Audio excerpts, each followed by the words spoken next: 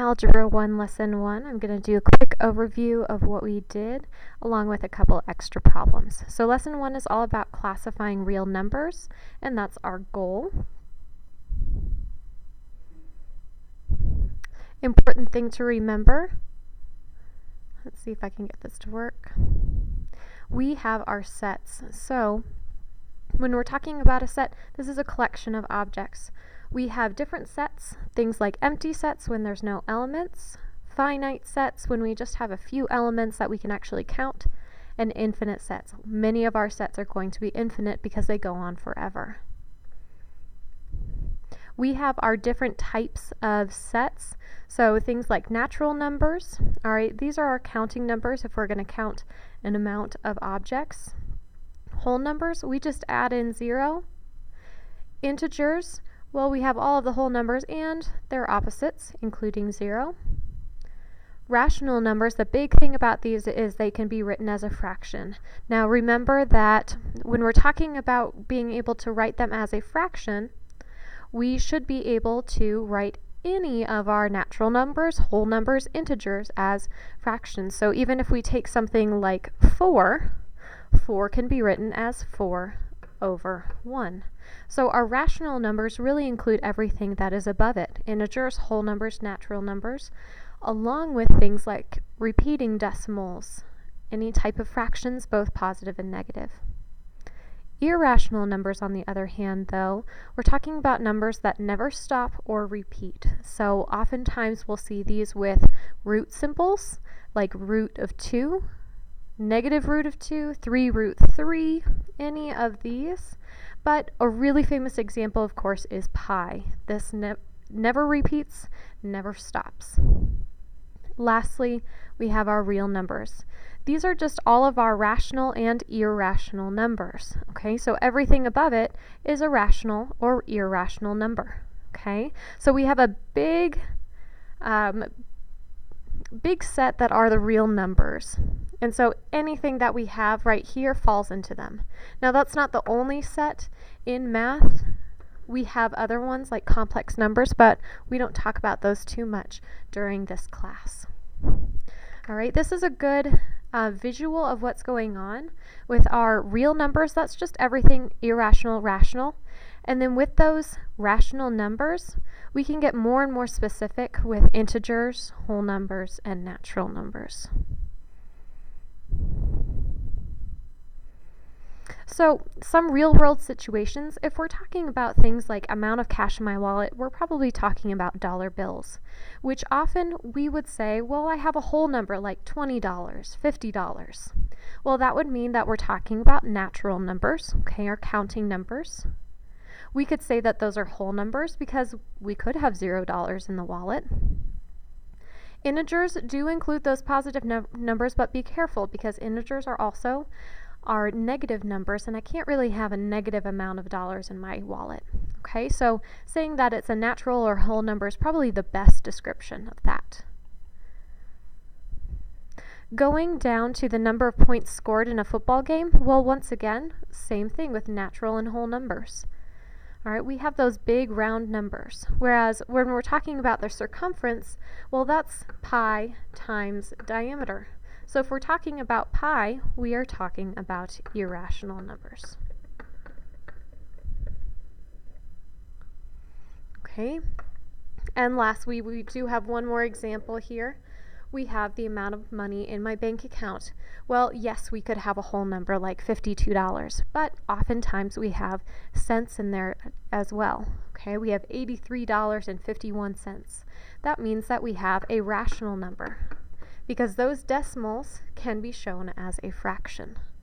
All right, so we would say that something like that would be a rational number. We've talked about this before, but intersections and unions are really important things when we're talking about sets of numbers. An intersection, we're talking about an element in both groups, and we show it with this funky curve right here. It looks like an N. Union, on the other hand, is an element in either group, shown by this symbol that kind of looks like a U. So intersection, if we're if we're thinking about like a Venn diagram where we have a circle, we have another circle. Let's see if I can get my pen to draw. We have a circle, we have another circle. Our intersection is this part right here where anything is crossing over. It has to be an element in both groups, whereas the union is just anything that's in the diagram whatsoever. So if we look at our example, set A and set B. Set A, we have 2, 4, 6, 8, 10, 12. And set B, we have 3, 6, 9, 12. Well, a union of those would be anything in the set. So we would say that the union is 2, 3, 4, 6, 8, 9, 10, and 12. We don't repeat numbers when we're talking about union. We just need one copy of them. The intersection, A intersection B, we are talking about the ones that are in both. So we look and say, well, 2 is only in set A, 4 is only in set A, but 6 is in both. So we would put it down. And same with 12. 6 and 12 are my intersection. Intersections and unions actually continue through really all math. In college, I even looked at intersections and unions, so it's a great thing to remember to continue on. Last concept in this lesson, we're talking about closure.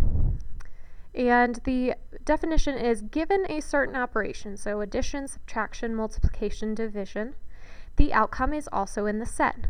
So basically, if we take two numbers within a set and add them up, or subtract them, or multiply them, divide them, each one of those is either open or closed. So let's look at some examples. The set of whole numbers is closed under addition.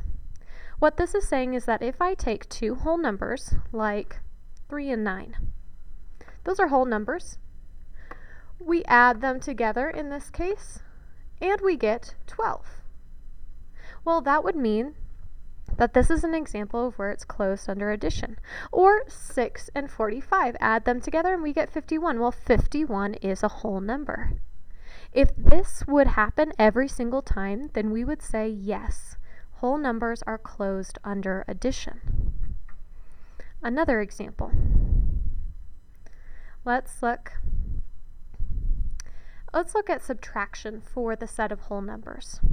So if I take any two whole numbers and instead I subtract them.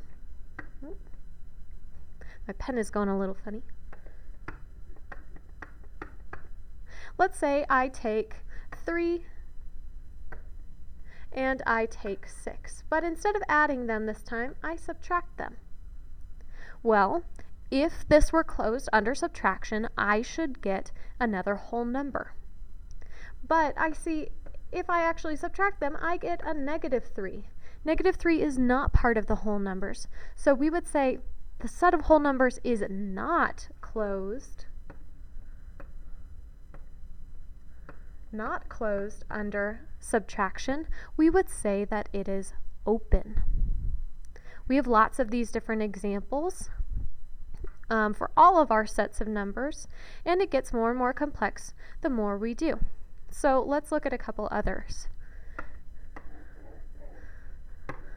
We can do this for our counting numbers, our whole numbers, our integers, even our real numbers and irrational numbers.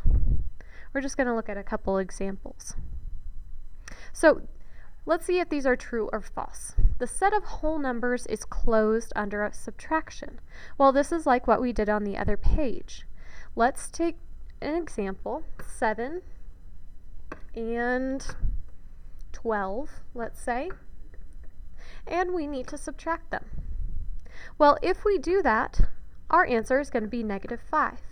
But -5 is not a whole number. So we would say this is false. The set of whole numbers is actually open under subtraction. Second example, the set of whole numbers is closed under multiplication. So let's take an example. How about whole numbers 3 and 4. If we multiply them together, well, that gives us 12, which is another whole number. Let's try another example, 5 and 12. That gives us an answer of 60, which is another whole number. If we continue doing this with any two whole numbers, we are still going to get a whole number because a positive number times a positive number gives us another positive number, which is a whole number. So this is true.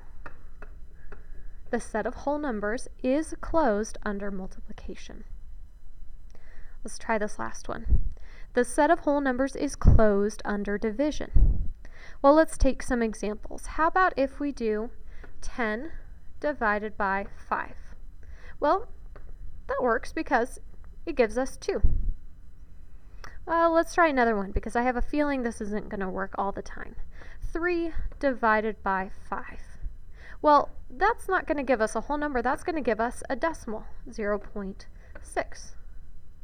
0.6 is not a whole number. So we would say that false. The set of whole numbers is not closed under division. It is actually open.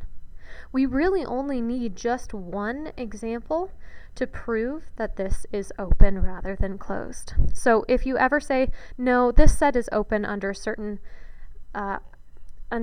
operation, make sure that you have an example. All right, that's the end of this lesson. So we have gone over the different sets that we have. We have gone over the fact that things can be open or closed depending on a certain operation.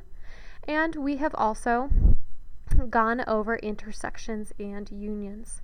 So hopefully this was helpful for you during your homework or studying.